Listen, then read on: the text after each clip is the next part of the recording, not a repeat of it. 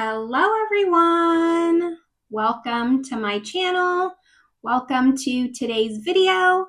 Today's video is going to be my monthly installment of Shop My Stash. So that is a series that I do here on my channel where I pull products to use for the month, test them out, see how I like them, if they still deserve to be in my collection, or just give them a little bit more love.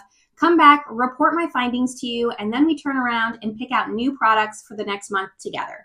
So if that sounds good to you, make sure you give this video a thumbs up. Subscribe if you haven't yet. I would love it if you stuck around. But with all that, let's just get started talking about these products.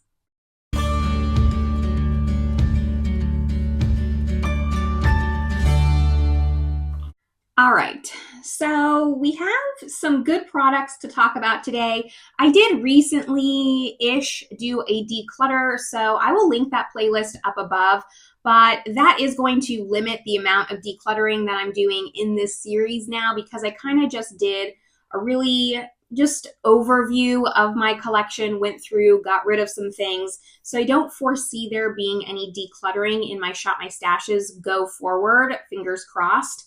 I think I really, at least for the time being, I'm happy with everything that's in my collection. So let's get started talking about everything that I use. We're going to go in order of application because that's just easiest for me. So starting off with primer, I have the Wet n Wild Impossible Primer. This is an interesting primer. It's not very expensive. I mean, I'm honestly just trying to use this up. I wouldn't repurchase it, but it is a nice primer. It does blur. It does do all the things that you kind of want a silicone-y primer to do. This is silicone free, but it is kind of that typical silicone primer. The only thing with this is if you have a larger primer collection, I don't recommend getting this because it does go bad pretty fast. Just, it gets like really pilly. It's still fine. Like I can make this work, but I can tell it's on its tail end, and that's why I really just want to prioritize it. I've been trying to like squeeze the product down. Like I don't know if you can see the windowing in here, but I would say I have like this much left, which is still quite a bit, but it's gonna go back into my drawers. We'll see. I might try to pan this on the side or try to pull it into my deck of panning project, something like that, because this is one I would like to prioritize just getting out of my collection. Then we move on to foundation. I pulled two foundations this month, one being the About Face. This is the Performer Foundation. I have the shade LM2 Neutral.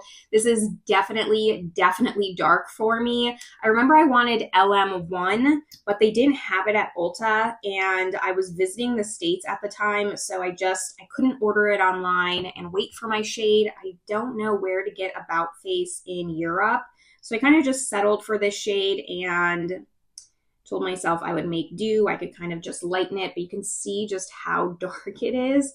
It's dark. Even in summertime, this is a little bit dark for me, so I do have to mix it in with a lightening shade, but this might just be a foundation that I keep around as my darkening foundation for foundations that are a little bit too light for me. I do fluctuate with like my skin tone pretty frequently. Like I would say with the seasons changing, I do go kind of from, I have like 4 shades I could really go in between. So I do a lot of mixing with my foundations sometimes, and I think this would be a really good mixing foundation.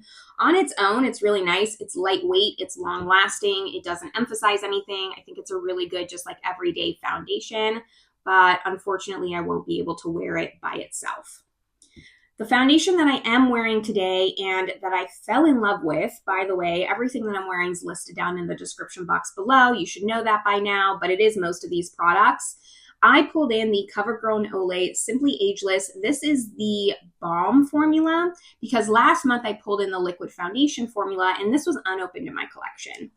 I freaking love this. It is drying out a little bit. You can see where it's cracked, but I think I feel some kind of way about Balm foundations. I don't know what it is. They're so easy to use. They're so underrated, I think. I just took my sponge, dipped it in here, put it on my face. It's perfect. I like it so much better than the liquid foundation. Part of me is considering decluttering the liquid. In fact, I am. I just said that there probably won't be any declutters going forward, but I am going to pull out the liquid foundation version of this and declutter it and just keep this one around because it's so much nicer on the skin. It's just more lightweight, more natural looking. I like it a lot. I said last month that the liquid version just felt really thick.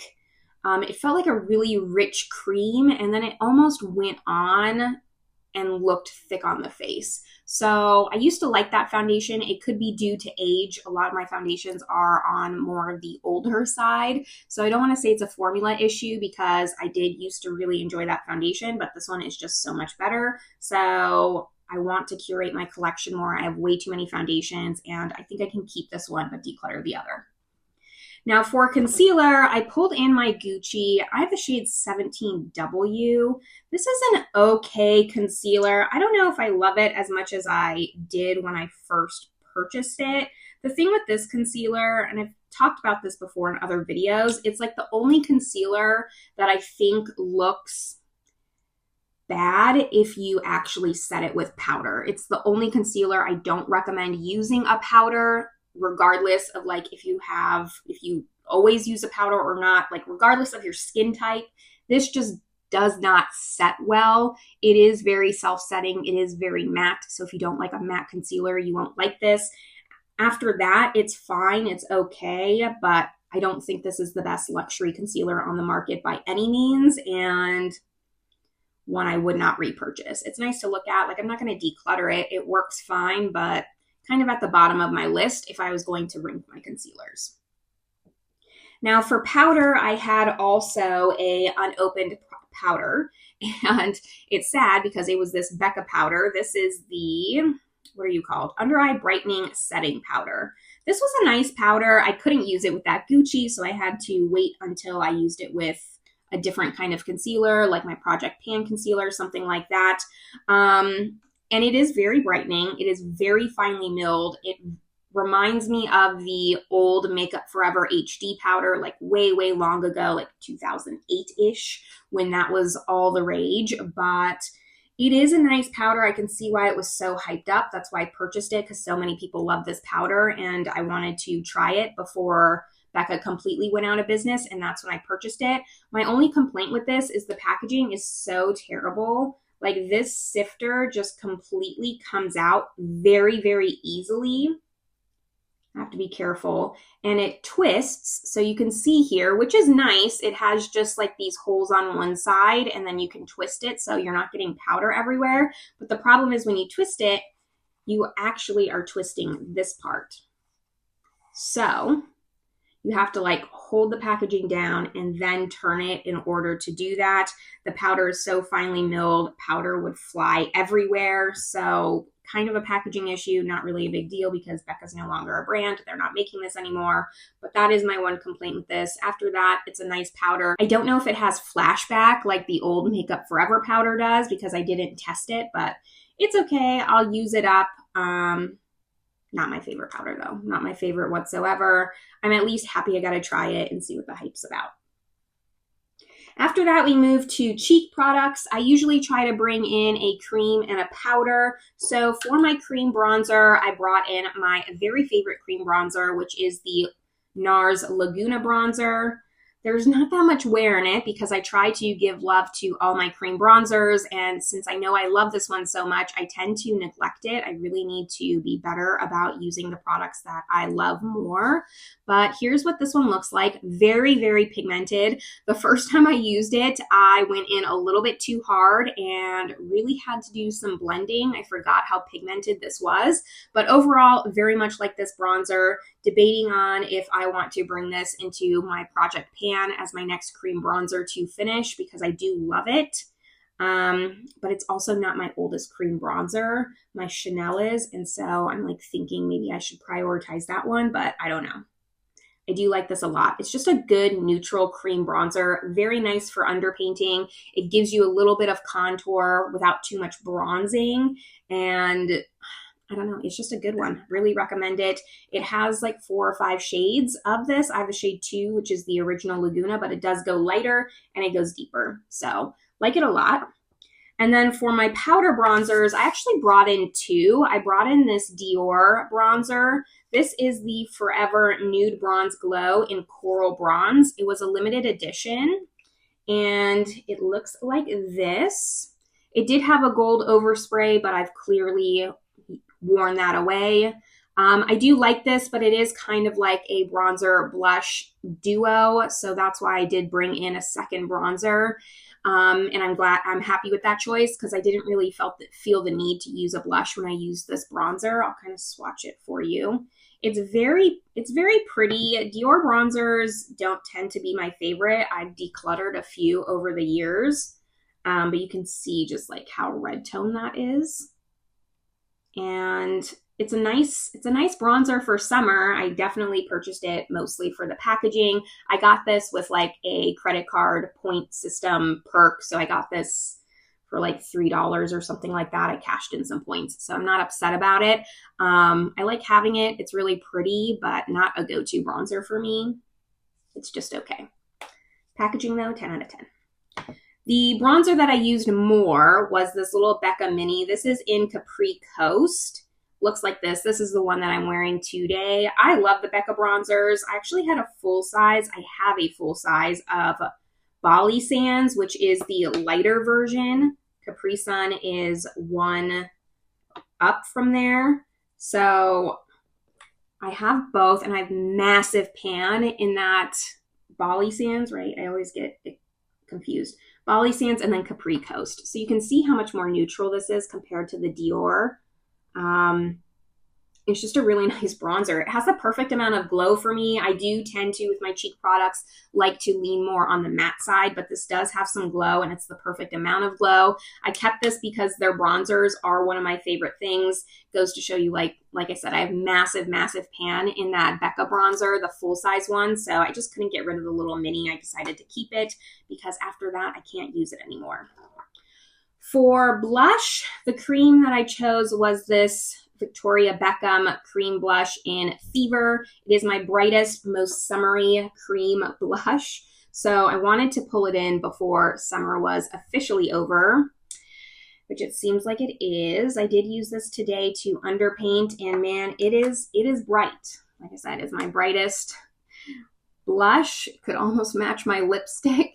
Really like this. It's pretty. I'm glad that I did with this formula go for something a little bit different, a little bit unique for me and not just a normal nude shade. It's definitely unique in my collection. I like having it and I liked just giving it a little bit more love.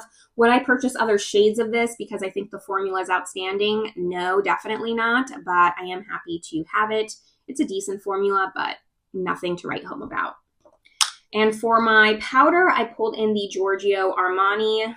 Rest in peace to Giorgio Armani. I can't believe the passing of him, but he was pretty old, 91, 92, right? But still a shock. Anyways, this blush is perfection. Wearing it today, really pretty. Love it a lot.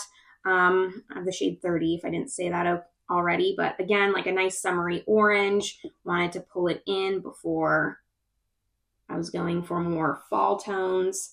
And they worked really well together. This is like a nice sheer satin blush. Again, not too glowy, not too matte, just really pretty on the cheeks. Love it a lot. This is one where I would purchase other shades of this. I think the formula is excellent.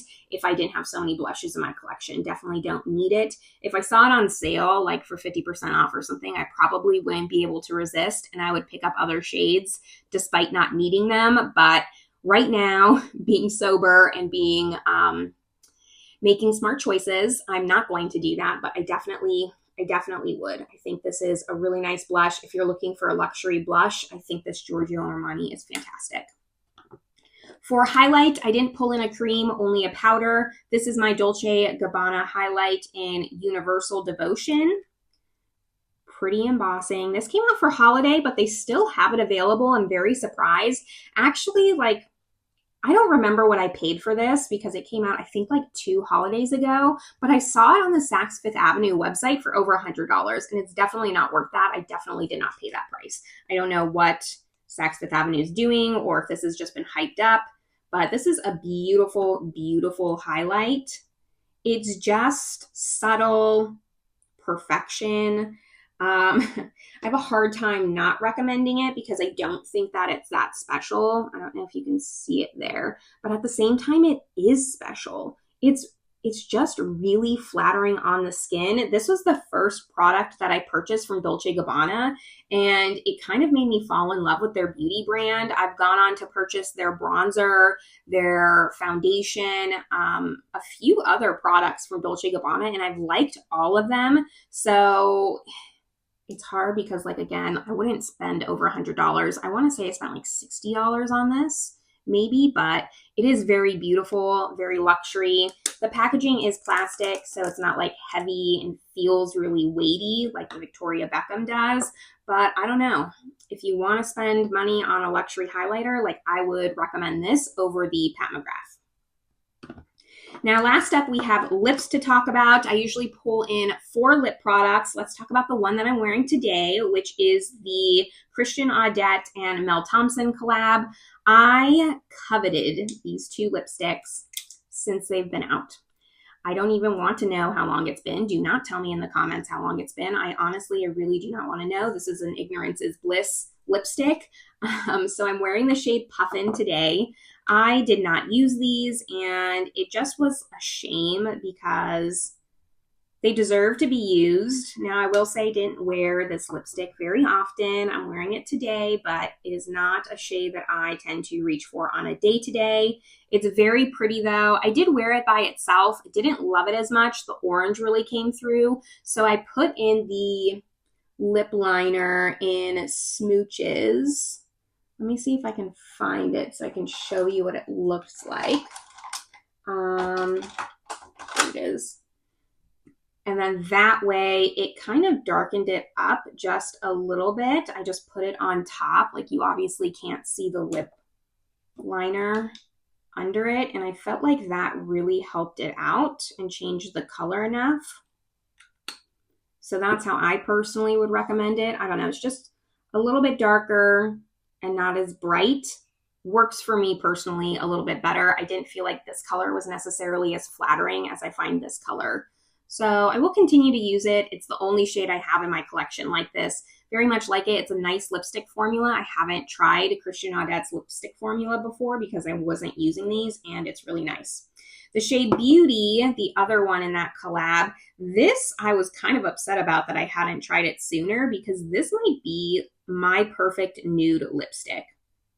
I have always had trouble finding a nude lipstick that I liked, like an actual lipstick, not a lip gloss, not a sheer lipstick, a lipstick.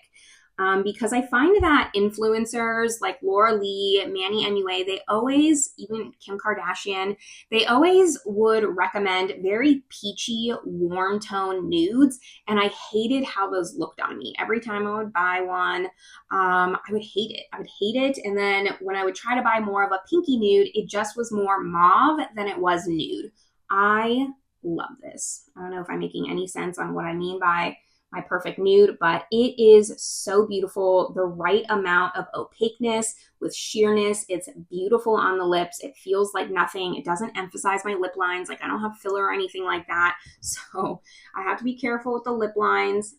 And I think it just looks really, really pretty on. So happy that I finally convinced myself to use these and not keep them in the box in a shrine. So very happy with that. And that's all I have to say about these.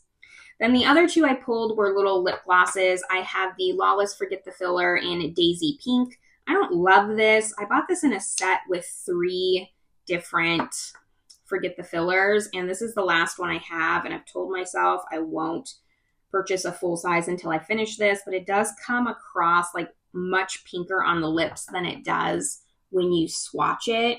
Like, in the swatch, it just looks like a little bit like it has a pink tint, but trust me, like, it's a cool tone pink on your lips, and I don't find it super flattering. So I will layer this on top of a lip liner that's a little bit warmer to even it out. And because of that, it just doesn't become a lip gloss I can reach for all the time when I'm just walking around and I need something on my lips. I have to really like pair this with something, so it's just not moving, and I would really like to get this out of my collection so I can purchase a full size. The next one I have is from Bare Minerals. This is in Sugar, and Bare Minerals has like more of an opaque gloss formula, which I really like their lip gloss formula. It's really nice if you like an opaque one. And I like their colors. They lean pink, but not too pink. And it's just, this is one I can throw on whenever. I like it a lot. Goes with everything. And I just think it's really pretty. I would consider purchasing a full size or a different color of the Bare Minerals. Like I said, I really enjoy this lipstick or lip gloss formula, but right now I just have way too many lipsticks in my collection to consider what I would purchase next. Anyways, that is everything that I've been trying for the last month using. There's no declutters today, but there is, I guess, a retroactive declutter from last month with this foundation. That's all right though, but let me turn you around now and we're gonna pick out the products for the next month together. Starting off with primer, like always, I don't know what to pull. I was kind of thinking, I usually go with a pore blurring primer because I have a moisturizing primer in my project pan. But I think we should stick with that. Maybe this Revlon Photo Ready. It's supposed to be a dupe for like the Touch in Sol New Pore Blum, I think. Very similar, but it's not too pore blurring. It's a good in-between. I like that it has a pump because I was kind of thinking maybe this jar here, but I think I'll get some use on this one. This is a good choice. Now for concealer, I think that maybe I'm going to pull in the Estee Lauder Futurist concealer because this is the shade 1N and it's definitely one of my lighter ones.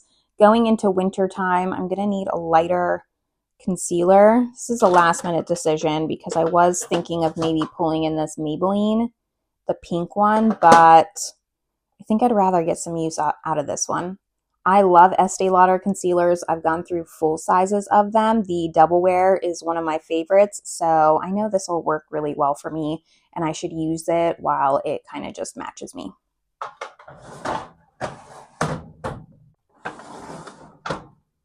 This foundation drawer is really, really overwhelming. I need to do something about this, but today's not the day for that. So I'll probably just pick something from the top here. I was kind of thinking the Dolce Gabbana Skin Tint. I do really like this one as kind of my lighter coverage option. And then maybe for more of a heavier foundation, I really don't want to like dig in here. Maybe the Guerlain. When's the last time I've used this? This is the original, the Guerlain Terracotta Le Tint. I have the shade 2N. This is a good medium coverage. Yeah, okay. I'm going to use these two. Now the powder drawer is where I need to be careful because I want more of an under eye setting powder, but nothing too heavy like the Makeup Forever, which is why this never gets pulled in. Maybe I'll do the Hourglass. It's been a hot minute since I've pulled this one in, and this is really old. I could use this all over the face, under the eyes, everywhere, so I think that's a good compromise, and I think it's been quite a long time since I've pulled this one in. Like I know I did the number 7 recently, the Becca, the Covergirl. Yeah, okay.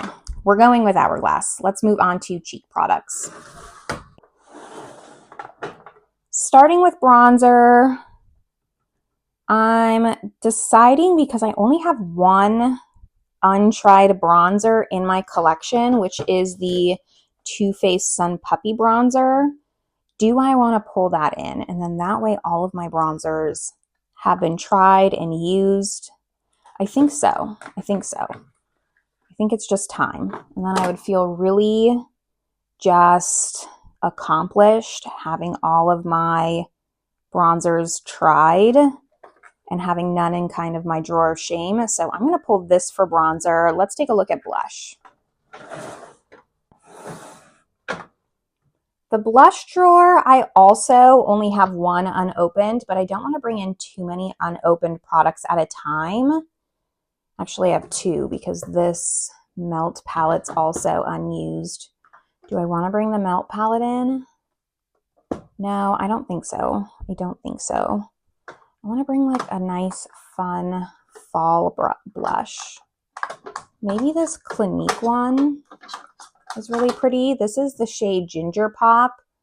It looks really bright, but actually it's a little bit kind of just toasty, has like a hint of toastiness to it.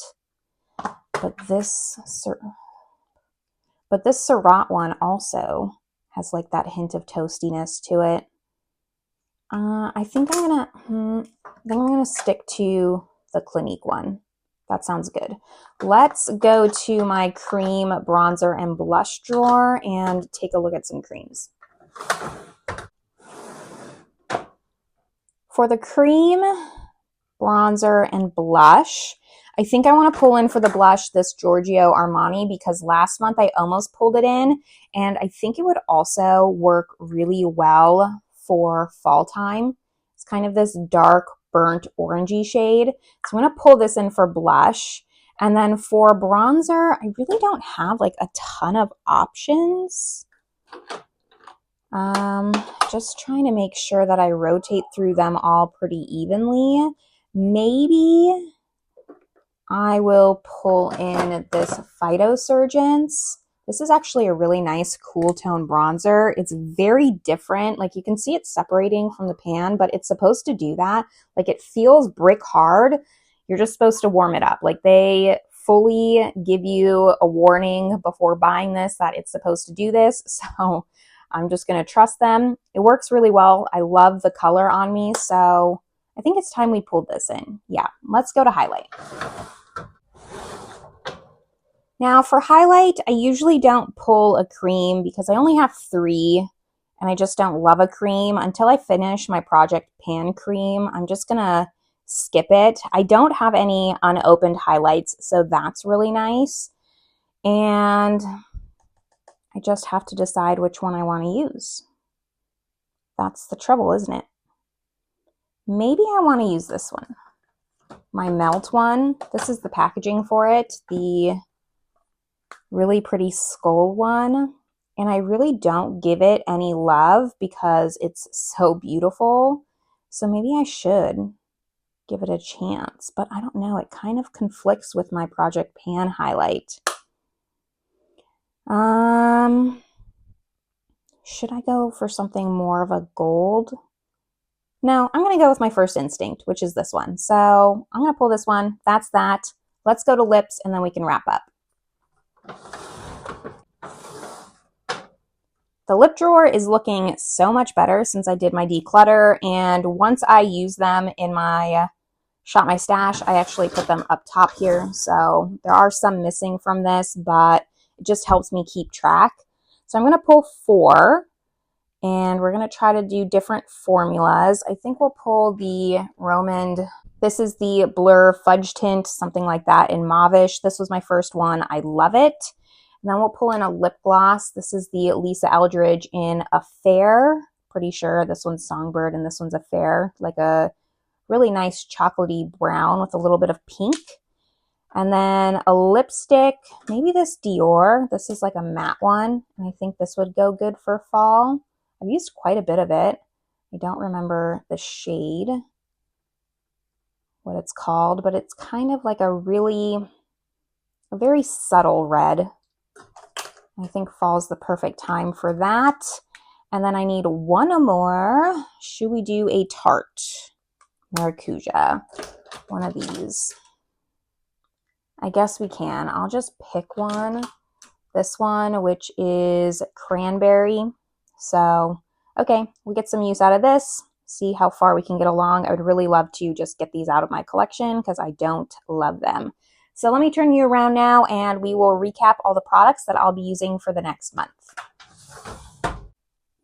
Okay, so here we have all the products. It's not too much, only one of them's unopened, so I like that. I really do prefer in Shop My Stash to be using things that are actually in my stash, not using it to try to get through my drawer of shame, but sometimes that's just how it goes. A lot of these I really, really enjoy, which is no surprise. This I'm a little bit hesitant on, like maybe it's dried too much because it did kind of crack when I pulled it out. So I don't know. I'm going to have to play with this. Maybe it is expired and I just need to let it go. I hope that's not the case because I actually haven't had this that long in my collection, like less than a year. But other than that, I'm happy with all of these. Really like this foundation and this Dolce Gabbana. So I'm excited to just give them a little bit more love. But this is the end of the video, end of Shop My Stash. Let me know all of your thoughts down below. Do you kind of do a makeup basket or Shop My Stash every week, every month? How long do you do that to kind of just rotate through your products? I'd love to know. After that, though, this is where I'm going to leave you all. I hope you're having a great one, and I will see you in my next video. Bye, everyone.